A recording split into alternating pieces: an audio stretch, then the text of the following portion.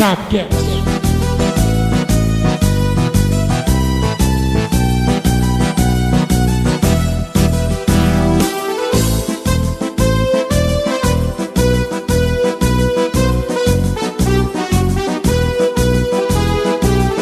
Saudações, torcida iguaçuana! Hoje é um dia mais do que especial para toda a população de União da Vitória. Eu já vou pedir desculpa pela minha voz, mas não teve jeito. A gente precisava trazer esse episódio para vocês. E quem que está aqui hoje? Um deles sou eu, Alexandre Geuchac, e o Iguaçu saiu campeão, saiu campeão, saiu campeão. Eu sou André Zanetti e Chaves do Barril é o melhor goleiro do Brasil, Douglas. Eu sou Leonardo Tavares, subiu a bandeira, subiu de divisão, subiu de patamar e agora vamos pra frente, né, Iguaçuzão? Ah, que beleza!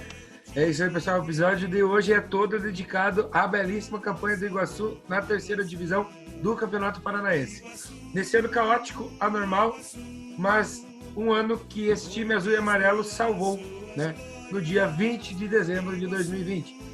Mas antes dessa discussão, a gente precisa discutir o que o André Zanetti trouxe para o Sabe Retrô de hoje.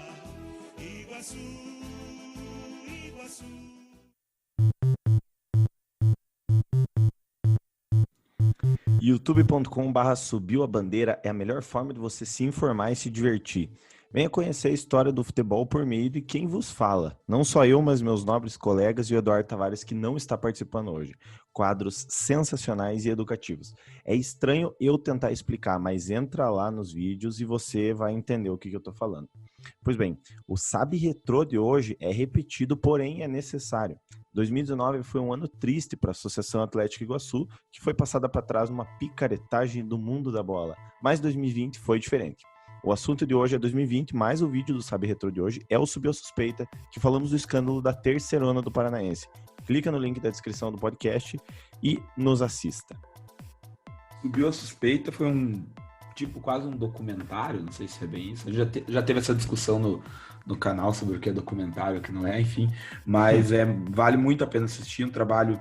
Eu ainda não estava no canal, mas quando foi feito justamente por conta desse esquema que prejudicou o Iguaçu na terceirona.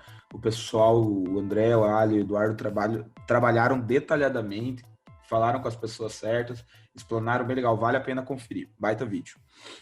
E é interessante porque um dos times responsáveis pela picaretagem veio aqui jogar na primeira rodada desse ano, né?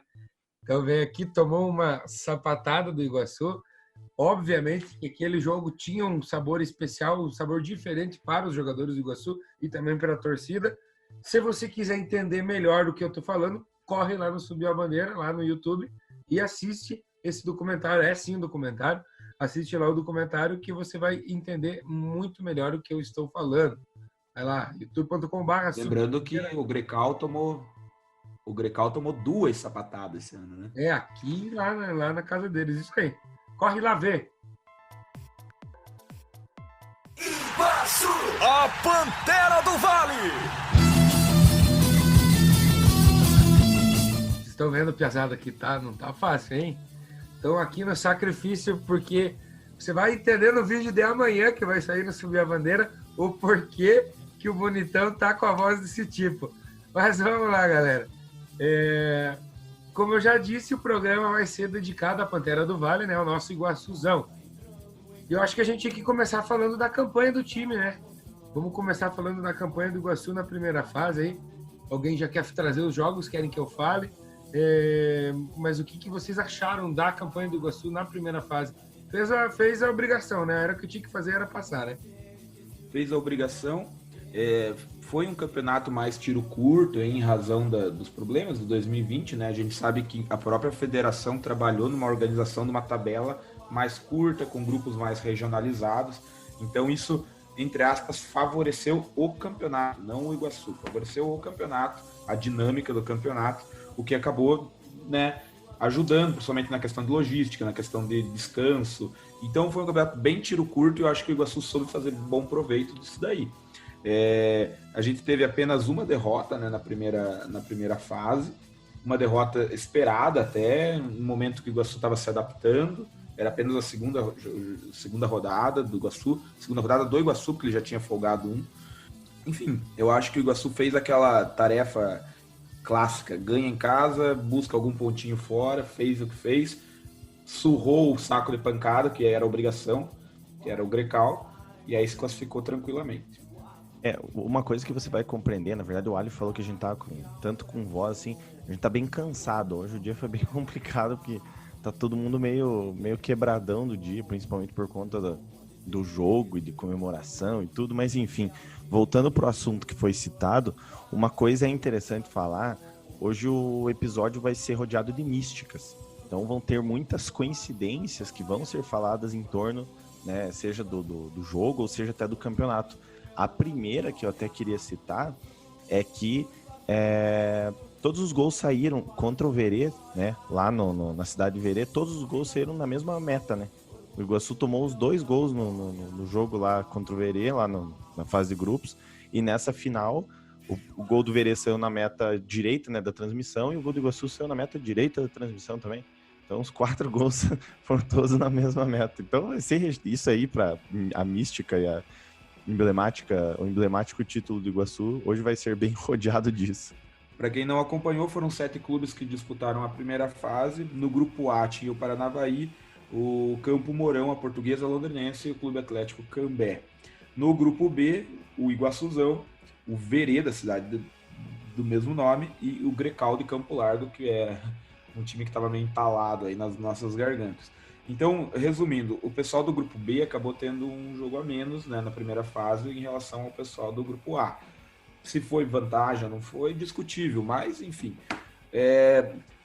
O Paranavaí e o Campo Mourão passaram na primeira fase, o Paranavaí em primeiro no grupo A e o Campo Mourão em segundo, o Paranavaí inclusive com a melhor campanha. E o Verê passou em primeiro com 9 pontos, mesmo número de pontos do Iguaçuzão.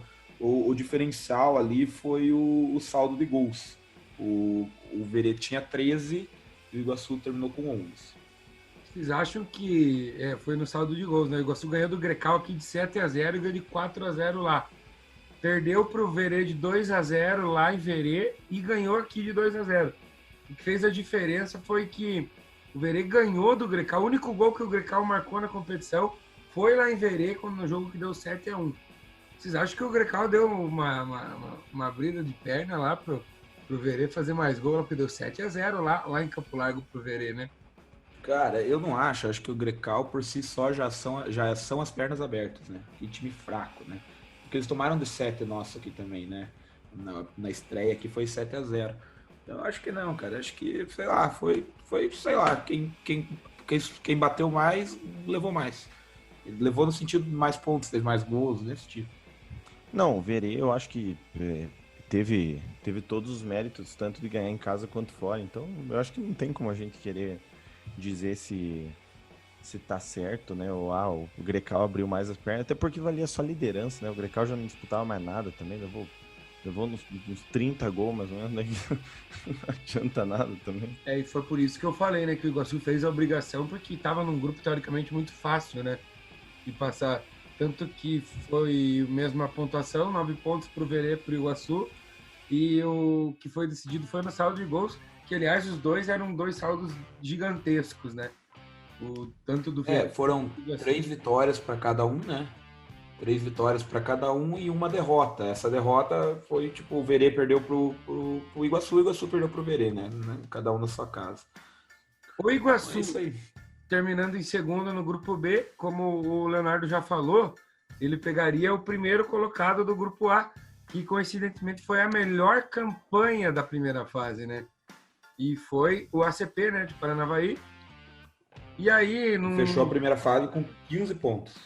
Num jogo espetacular do Iguaçu aqui, jogo de ida, que jogou aqui no Tioco Pereira, o Iguaçu nos acréscimos, quase que no último lance, o Eto'o faz um golaço, terminando 2-0, né? Muitos falaram que seria o gol do acesso, como realmente foi, porque lá em Paranavaí o Iguaçu perdeu por 3-2, mas como ganhou por 2-0 aqui, conseguiu a vaga, ganhando da melhor campanha da primeira fase.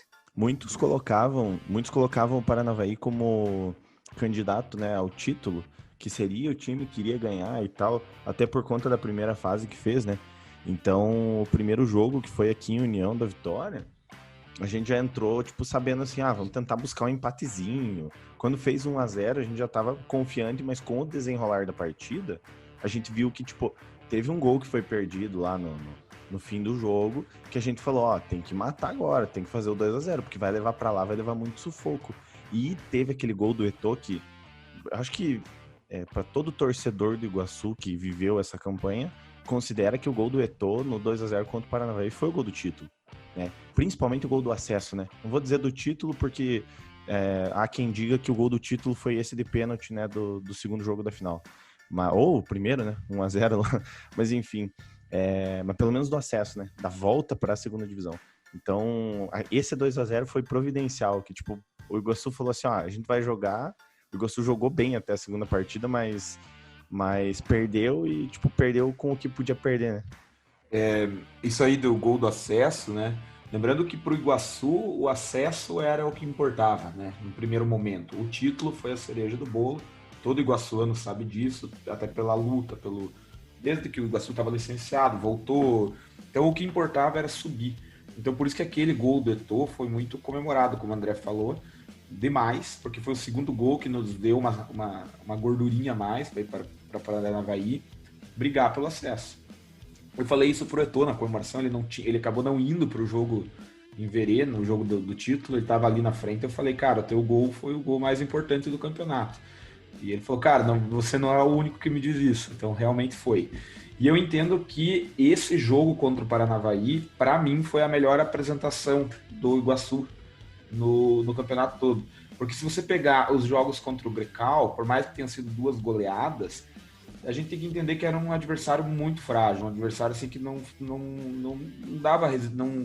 demonstrava resistência. Tipo, era um adversário, como eu já disse, saco de pancadas.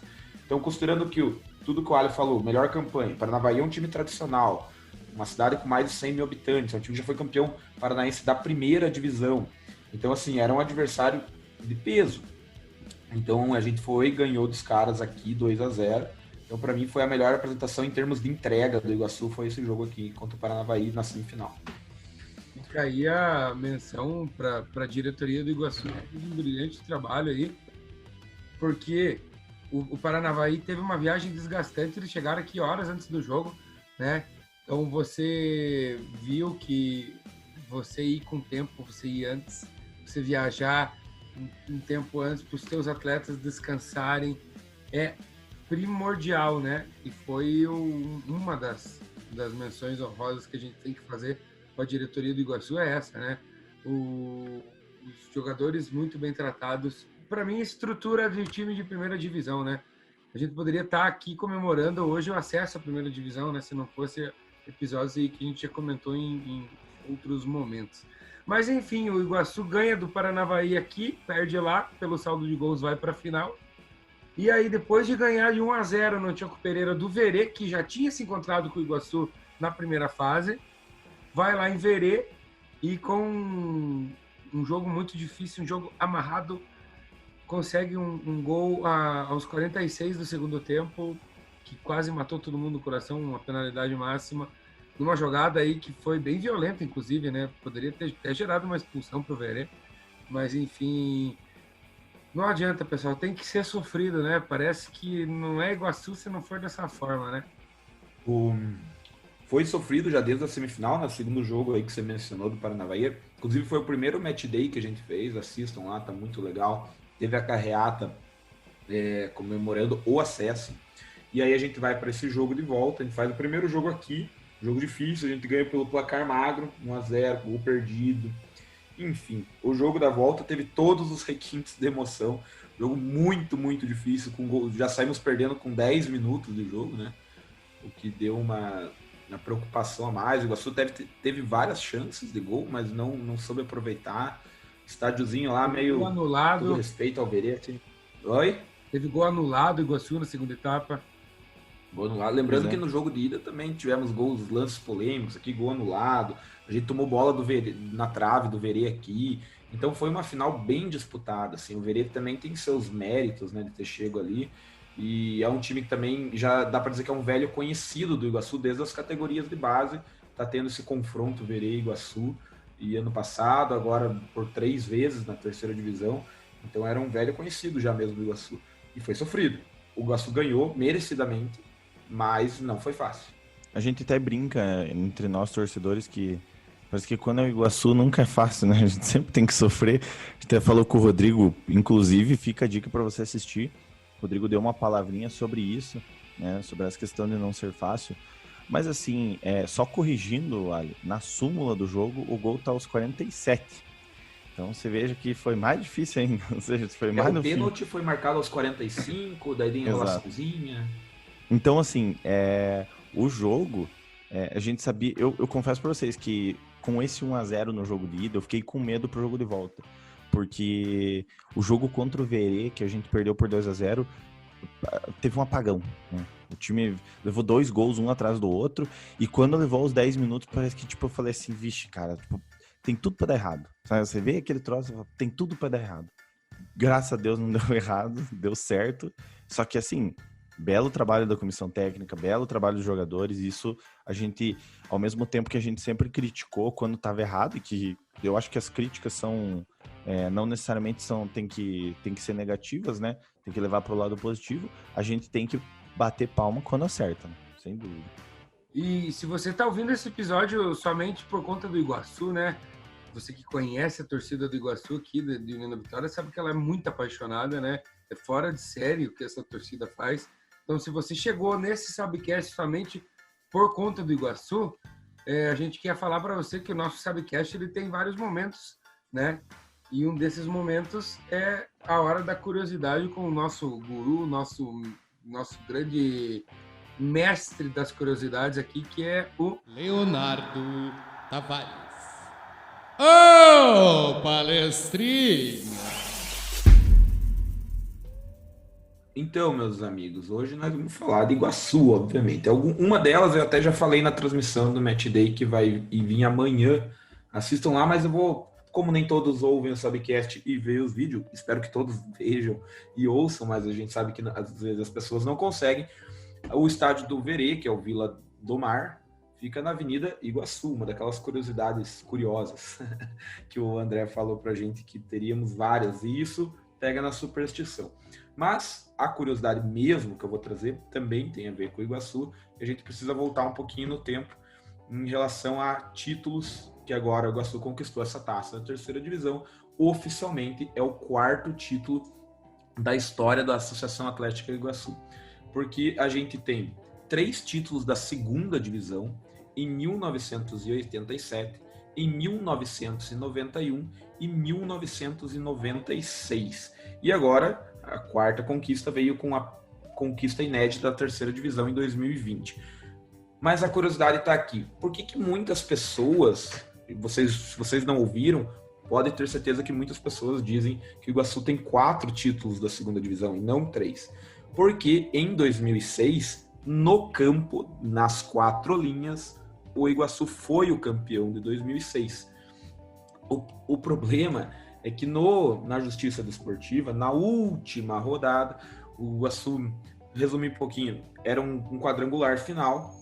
Quem somasse mais pontos ali seria o campeão naquele quadrangular final. Era Portuguesa, Londrinense, Cascavel, Engenheiro Beltrão e Iguaçu. O Iguaçu fez a melhor campanha daquele quadrangular. Em 6 jogos, ganhou 4, somou 12 pontos e ficou na frente da Portuguesa Londrinense, que tinha somado só 10. O Iguaçu, campeão. Só que descobriu-se que na última rodada o Iguaçu tinha escalado o atacante Gilson irregular e por conta disso perdeu 6 pontos. 6 pontos, o Iguaçu caiu para 3º no quadrangular inclusive o Iguaçu perdeu o acesso. Ele perdeu o título e o acesso. Subiram Portuguesa, Londrinense e Cascavel. Ocorre que, por que o Iguaçu jogou a Série A em 2007?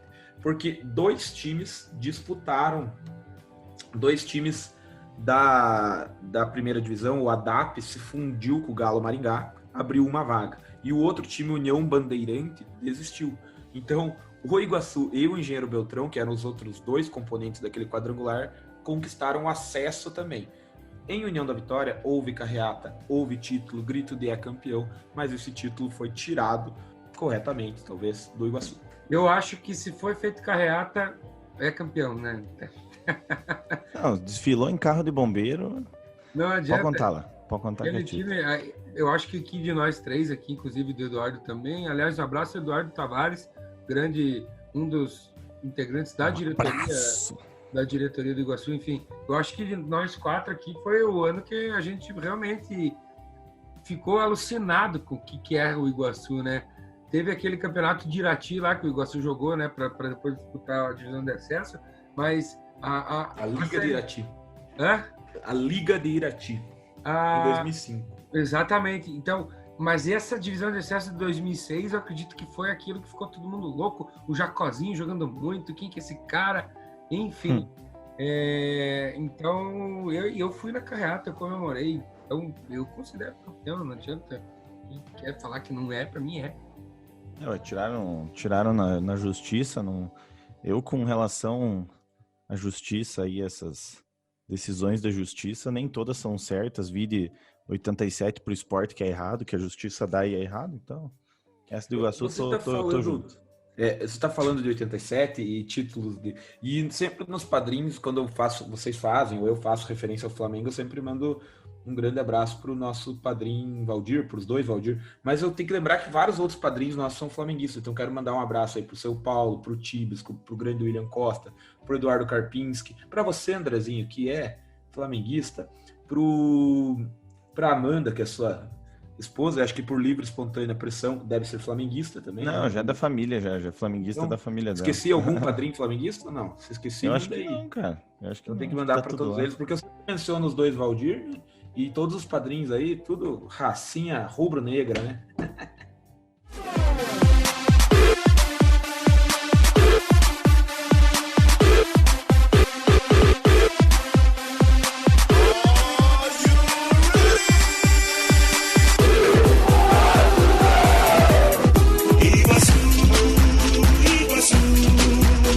O Iguaçu terminou o campeonato com 100% de aproveitamento jogando em casa, aqui no Tioco Pereira. Detalhe, não sofreu nenhum gol aqui no Tiocão. Vamos falar um pouco da força do time jogando em casa e como que vocês acham que seria se fosse com torcida, pessoal.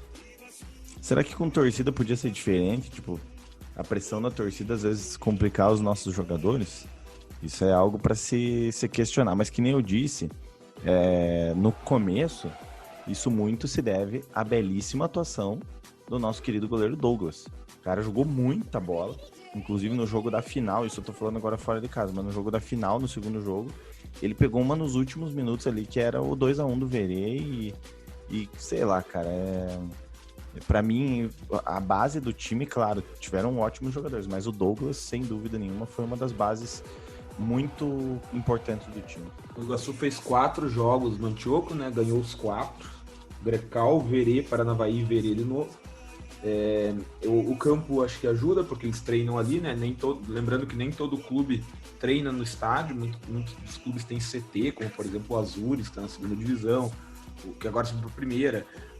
O próprio Verê tem um CT em Campo Herê, enfim, tem clubes assim. Então, pro Iguaçu treinar no Antioco e jogar no Antioco é bom, porque conhece inclusive os atalhos, digamos assim. Mas, sem dúvida, se a torcida iguaçuana lá estivesse presente, faria a diferença. Talvez um jogo desse que foi 1-0 contra o Verê, talvez eu entendo que a torcida sempre é o 12º jogador. Tanto pro lado bom quanto pro lado ruim. Quando as coisas não vão bem, o clima acaba pegando na torcida também. A gente tem que fazer uma menção, teve uma galera que se reuniu, foi ver atrás do muro lá, no terreno vizinho, como pôde, se ajudou, esteve presente nas carreatas, mas óbvio que se a torcida estivesse lá, ajudaria financeiramente o clube, infelizmente não dava, e ajudaria, claro, assim, desportivamente, tecnicamente, acho que o clube renderia mais do que rendeu. Embora eu achei o campeonato, com exceção do Grecal, e talvez do Cambé, que tá lá no outro, não. Eu achei, assim, times bem equilibrados, não sei se vocês concordam, assim, Iguaçu, Paranavaí, Verê, me pareciam ser clubes que jogavam todos mais ou menos parecidos, assim, Iguaçu sobressaiu, mas não muita coisa. Realmente, um campeonato muito equilibrado, e por que foi citada a torcida, pessoal? Quem lembra bem, quando o Iguaçu jogava a Série A, tirando os times grandes lá de Curitiba, era o maior público, né? O estádio lotava, era uma coisa absurda. E foi o que aconteceu ano passado na Terceirona, né? Todos os públicos da terceira divisão foram do Iguaçu. Primeiro, segundo, terceiro, quarto, quinto público, o maior público foi do Iguaçu. Então, tem que parabenizar essa torcida, né? O Leonardo falou dos torcedores que foram ver o jogo lá atrás do campo lá. Mandar aquele grande abraço pro pessoal da Fúria Iguaçuana, que sempre está junto com o Subir a Bandeira, aqui sempre acompanhando. E junto com o Iguaçu também levando o torcedor ali para ficar junto com o time, tendo aquele contato, e isso também é muito importante. Então fica aquele abraço pro pessoal, pra galera da Fúria, pessoal. E falando em torcida e falando do ano passado, galera, por que a gente fala tanto do ano passado? Porque ano passado a gente tava lá no estádio, não podia ver aquele jogo, e eu queria perguntar para vocês, em relação ao ano passado, o que vocês viram de mudança no Iguaçu? Eu vi uma coisa que me agradou muito, porque eu criticava bastante isso aqui, a gente fala no Subir a Bandeiras, o Zanetti tira sarro, o Iguaçu, para mim, entrava muito defensivamente. Teve um jogo, se não me engano, foi contra o próprio Verê no passado, o Iguaçu entrou em campo com 3 volantes, pessoal. E aí, não, o Richard Malca escala o Iguaçu para a final contra o Verê, fora de casa, com um volante, bota o Bruninho, né, que havia começado os últimos jogos como reserva. Então, para mim, foi um time mais ofensivo. Embora aquele nosso camisa 9, que foi o Sabiado ano passado, né, esse ano não foi o camisa 9 goleador, né? A sorte é que a gente teve um time que marcou muitos gols. Então, mas assim, o que me agradou, não sei para vocês, o que me agradou esse ano, que parece que o time se tornou sim um time mais ofensivo. Eu acho que também, em relação ao ano passado, e isso naturalmente, o clube, né? Porque a gente sabe que tem aí uma mudança grande de jogadores, infelizmente competições menores são assim, né? O jogador ele não fica no clube por muito tempo. Ele joga uma competição, acaba indo jogar em outra. Inclusive a gente tem jogadores que estavam aqui no passado, que estavam jogando aí a divisão de acesso, até a primeira divisão do Paranaense, enfim. Então, em relação ao clube, a gente ganhou casca. Não sei se vocês perceberam, parece que o clube, por mais que ano passado a gente jogou bem, parece que esse ano o Iguaçu entrou escaldado já, em relação à arbitragem, em relação à pressãozinha de adversário, em relação... Porque parece que ano passado, como a gente estava muito tempo fora, a gente meio que sentia muito, era muito ingênuo, dava essa impressão. Não que fosse, de fato, ingênuo, mas a gente acabava sofrendo com essas coisas. O Iguaçu entrou mais cascudo. Na parte técnica também vi isso. Acho que o próprio Malca evoluiu nesse ponto de soltar um pouco mais o time. E aí temos que dar mérito também para 2 jogadores, assim, que para mim eram um ponto fora da curva no clube, que é o Bruninho, que chegou já com a competição em andamento, que é um cara que o cara tava rolando aí e tal, por outros clubes. E voltou, chegou e foi importante. E o Vinícius, que eu acho que também se mostrou um jogador muito bom, bola parada, articulador, bons passes, fizeram uma diferença no meio do campo do Iguaçu. Cara, eu achei que o Bruninho jogou muito bem, o Vinícius, o Christian teve um começo muito bom, depois deu uma caidinha no rendimento e tal. Quem jogou muito também foi o Eto'o. Eu não sei porquê, vocês sabem me dizer, será que se machucou? Por que ele não foi pra Verê? Segundo jogo? Boa pergunta. Talvez cartão, talvez lesão, não sei. Então, eu fui no jogo da final, não tem cartão pra ele. Então, não sei. Ou sentiu alguma lesão, né? Pode ser algum desconforto, alguma coisa, mas enfim. E a gente sabe também que não tem essa divulgação, mas a gente sabe também que todos os jogadores, antes das partidas, passam pelo protocolo de fazer os exames da Covid, né? Pode ser uma das hipóteses, não estou dizendo que é. Cara, em relação à artilharia do campeonato, o Hilber, nosso jogador, foi artilheiro com 8 gols. E se vocês entrarem no site da federação, tá lá ele, pelo Paranavaí, com a camisa do Iguaçu.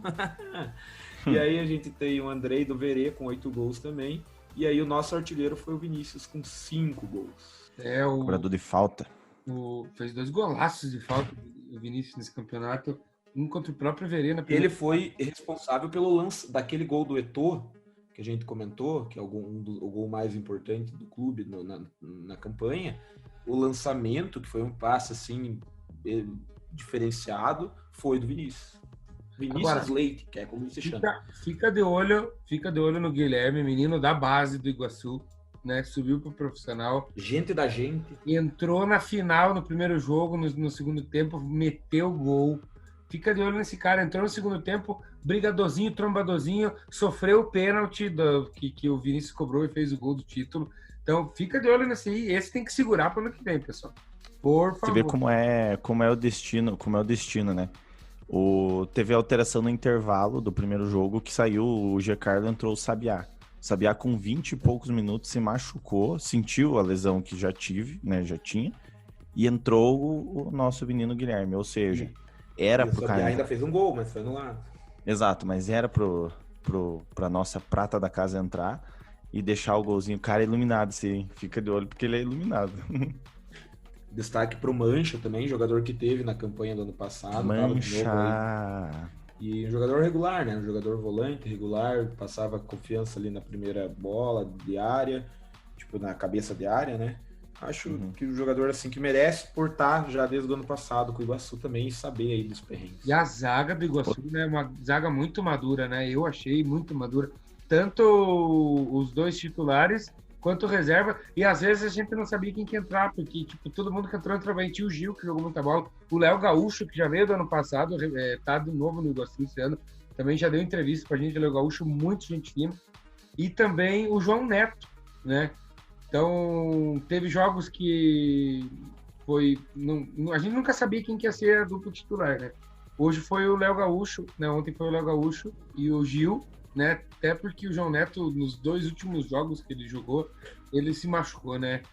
Como o Leonardo falou, né? O time tá cascudo e um time que tá bem em todos os setores, né? Vamos falar a verdade, pessoal. Não é puxar o saco. Essa questão de... Mas olha o goleiro, baita de um goleiro, a zaga muito boa, o sistema defensivo como um todo muito bom, meio de campo ali, como a gente já falou, os 2 grandes nomes do Iguaçu nessa temporada estavam ali no meio de campo, que é o Bruninho, que às vezes jogava mais avançado, mas também jogava no meio, e o Vinícius. E lá no ataque, quem chegava fazia gol, gente. Veja, o Sabiá tem gol, o Giancarlo fez gol no jogo que garantiu o acesso contra o Paranavaí. O Guilherme entrou, fez gol. O Davi, era contra o Grecal, mas entrou, meteu gol. Então, muita gente... Davi jogou bem, né, cara? Gol. O Davi foi importante, inclusive, na final, né? Entrou. E fazer uma menção às laterais também, né? A gente tinha o Adriano Lara, que é daqui da cidade, que fez a última partida como jogador. Encerrou a carreira com o Iguaçu. Ele chegou já no campeonato, era o Chepansky, que era o titular. Daí ele entrou já na segunda partida. Chepansky que correspondeu, ele virou... Aí veio o Lara, jogou titular, muito bom. Na esquerda a gente tinha o Taylor. Enfim, a gente tinha outro rapaz aqui da cidade, o Nicolas, que também entrou, fez um golaço contra o Grecal. Quando entrou, jogou bem. Então o Iguaçu estava bem servido, bem cascudo, o que dá confiança para o ano que vem.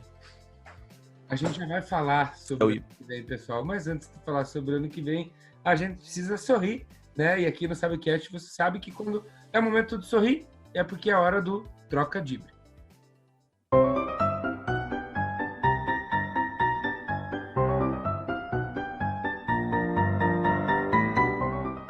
No SabeCast que os senhores participaram do Maradona, aí tava todo mundo cheio de piadinha aí conceitual, piadinha sobre o tema. Eu quero ver hoje vocês fazer o Troca Dibre aí relacionado ao tema. Quero ver. Eu tenho um só. A princípio eu tenho um, né? Eu queria saber... primeiro de tudo, eu queria saber qual que é o time da 3ª divisão no Campeonato Paranaense. Você não vai fazer essa piada, né, Ali? Não sei. Quando eu faço piada com os times da 3ª divisão, vocês reclamam. Não, mas hoje é o tema, cara. Hoje tem que fazer. Vai fazer piada com o que você escutou na semana, olha, fala. Viu? Qual é o time que é uma onomatopeia? Calma. Calma, gente. Calma. Onomatopeia, cara.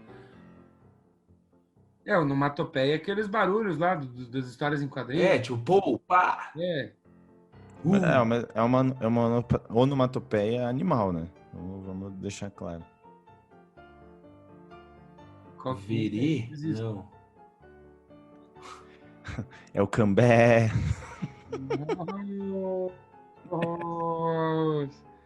Eu tenho uma boa aqui, ó. Viu? Mano. Qual que é o estádio mais difícil de se jogar no Paraná? Antioco Pereira. Falo com toda a certeza. Ah, André, é um Antioco Pedreira, rapaz. Olha, mano, aí sim. Viu?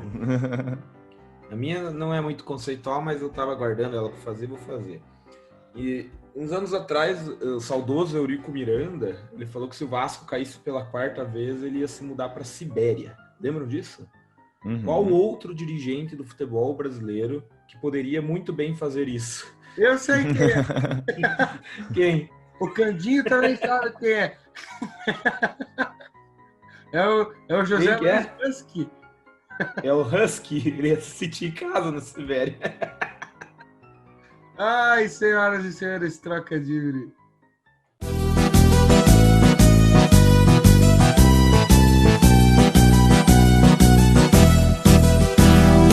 Falta agora a gente falar das expectativas para a segundona, né?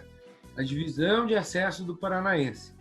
O que vocês acham, assim, pela diretoria, né? Pela essa estrutura que o Iguaçu montou nos últimos anos, que possibilitou a volta do clube, né? O Iguaçu estava desfiliado, para quem não sabe. O Iguaçu fechou as portas, ficou aí quase 10 anos de portas fechadas, e aí essa diretoria que assumiu fez um trabalho magnífico aí de refiliar o clube, né? Montar uma estrutura magnífica para a disputa em 2019 da terceirona, e continuou com esse ótimo trabalho em 2020. Então, o que vocês acham que deve ser o objetivo do Iguaçuzão para 2021? Manter apenas na divisão de acesso, ou com toda essa estrutura de primeira divisão que o Iguaçu tem, é subir para a elite do futebol paranaense? Eu confesso para vocês que eu prefiro que o Iguaçu monte o plantel para ficar na divisão de acesso. Por quê? Porque a gente vê que a própria terceira divisão já é pedreira. Não é algo fácil, não é uma divisão fácil. Os caras até falam, mas para, né? Mas é fácil. Não é fácil. É uma divisão muito difícil. Times de qualidade. Ano que vem vai ter Prudentópolis, vai ter o próprio Verê, vai ter, acho que o Irati, ou eu estou enganado? Araucária, que é um time bem estruturado, vai ter o... Então, assim, vai ter muito time bom, entendeu? Vai ter muito time bom. Então, assim, eu acho que o Iguaçu tem que fazer um projeto com jogadores bons. Claro, né? Ninguém entra no campeonato pra vamos ver o que... Não. Sempre buscando o acesso e tudo, mas fazer um elenco para se manter, expectativa se manter na segunda divisão, na divisão de acesso, para almejar coisas maiores, inclusive para poder arrecadar mais dinheiro e, se tudo der certo, ano que vem a gente já poder frequentar e ajudar com ingressos, né? Porque um dos maiores problemas da diretoria foi o setor financeiro, né? A gente que convive aí, conversa com os diretores, eles sempre falaram, cara, é difícil ficar pedindo, é difícil você vender uma coisa, tipo, você vender um adesivo, certo? É difícil, só que assim, o clube tem que se manter. Eu fui abrir aqui, isso é acessível para todos. Se você abrir o site da federação, você vai ver lá no o glorioso Borderô, você vai no Borderô, você vai ver, tipo, é R$5 mil para você mandar um jogo. E você não tem nenhuma renda para mandar esse jogo. Você já começa 5 mil negativo. Então, acho que uma das maiores dificuldades é financeira, e eu acho que, mas tem tudo para dar certo, E justamente se apegando na dificuldade financeira, que a gente sabe que é real e muito real, o Iguaçu passou por isso, inclusive a gente estava na terceira divisão por conta disso, por problemas financeiros, o clube acabou sendo desfiliado, enfim, é um caminho, e o caminho tem que ser galgado aos poucos, não adianta a gente chegar na segunda divisão, louco já querendo para subir para a primeira. É claro que é o sonho de todos os torcedores, de todo mundo que trabalha no Iguaçu, dos jogadores que estão e que vão estar aqui, quem sabe ano que vem, novos jogadores, todo mundo quer subir. Mas assim, se não subir, porque como o André muito bem disse, o nível da segunda divisão é difícil, cara. A gente vai ter clubes assim de um nível bem superior, bem mais estruturados do que dessa terceira divisão. Embora nosso amigo Cândido Neto, o Candinho, diga que esse ano a terceira divisão foi mais emocionante, mais disputada do que a segunda divisão. Admito que não acompanhei muito a segunda divisão. Sei quem subiu, sei quem foi campeão, mas não acompanhei os jogos, o nível. Mas a gente sabe que será mais difícil. Por outro lado, a gente espera, e se Deus quiser, teremos o apoio da torcida. O estádio terá renda, terá vibração, então vai ser uma outra pegada. Mas eu acho que a gente não pode ir com essa cabeça, a gente tem que subir. A gente não pode estabelecer isso como é uma meta, sim, mas não pode ser uma obrigação já para o ano que vem. Eu não sei se a diretoria pensa assim. Eu sei que essa diretoria que aqui está, e não porque o Eduardo Tavares também compõe ela, e aí nós aqui somos suspeitos em falar, né? Mas eu sei que essa diretoria que está aqui, ela foi muito bem recompensada porque foi responsável. Trabalhou muito bem, desde quando o Iguaçu foi refiliado, desde quando o Iguaçu começou o Ruski mesmo fala que ele teve que passar o chapéu para pedir dinheiro, e ele ainda faz isso. Não é feio. A galera da Araponga zoando que a gente mendiga grana, que o Stork mendiga grana na transmissão, não é feio. É humildade, cara, e é responsabilidade. O Iguaçu foi recompensado. Esperamos que assim continue. Aliás, fica aquele abraço também para o Marcelo Stork, para o pessoal ali do Castanha ali, e todo o pessoal da Skill também, que proporcionou a transmissão dos jogos do Iguaçu, que você acompanhou no match dele, que a gente estava vendo. Então, não adianta. O trabalho que a diretoria faz é fantástico. O trabalho que o Iguaçu faz como um todo é fantástico e obviamente, foi coroado com acesso e com o título, né? Seria, como disse o próprio presidente em entrevista para a gente, seria uma injustiça muito grande o Iguaçu não subir, né, esses 2 anos seguidos. Então, eu assino embaixo tudo que vocês falaram, e o que a diretoria bolar para o ano que vem, essa diretoria que está aqui agora, continua assinando embaixo, porque foram as pessoas ali que mataram no peito, dominaram, não, vamos trazer o Iguaçu de volta, proporcionando muitas alegrias aí para o povo de Nona Vitória, que a gente já estava quase esquecendo, né? Então, não adianta, tem que apoiar. Uma coisa é certa, isso aí, olha, uma coisa é certa, independentemente de como vai estar montado esse time, de como vai ser o nível da competição, a torcida iguaçuana vai estar lá abraçando, porque o torcedor de União da Vitória, região aqui, é doente, cara, eles abraçam o clube, nós somos doentes pelo clube. Então assim, agora com o acesso da terceira para a segunda, com a cereja do bolo, que foi o título, isso vai alimentar mais ainda essa vontade de acompanhar o Iguaçu e estar junto com o Iguaçu. Então a torcida vai estar lá. Então isso é muito bom. E acho que os apoiadores vão continuar, entendeu? Então a gente espera um resultado. Só que a gente vai brigar com um jeito maior, né? Um clube que vai estar, que eu estava vendo, é o PSTC, que é um clube formador, que é um clube que volta e meia está frequentando a primeira divisão, União de Francisco Beltrão. Então são times assim bem estruturados que o Iguaçu vai ter pela frente. Vamos que vamos. E o Alexandre já mandou abraço, mas fica mesmo um abraço pro Castanha, porque ele mandou tanto abraço pra gente nas transmissões, a gente ficava enchendo a paciência dos caras, ficava lá, manda um abraço. Agora a gente tá mandando um abraço pra ele, né? Se estiver ouvindo, fica o nosso abraço. E a gente espera, né, André? É isso aí. A gente espera, não vamos prometer nada, mas a gente espera aí nos próximos começos do ano aí, quem sabe trazer algumas das pessoas que participaram aí da campanha para participar aqui no nosso podcast, dar os seus relatos, inclusive um deles, o Arildo Castanha, que trouxe a emoção para os iguaçuanos. E a voz do acerto, né? Aquele abraço, galera! A voz do Hexa. Vamos, Iguaçuzão!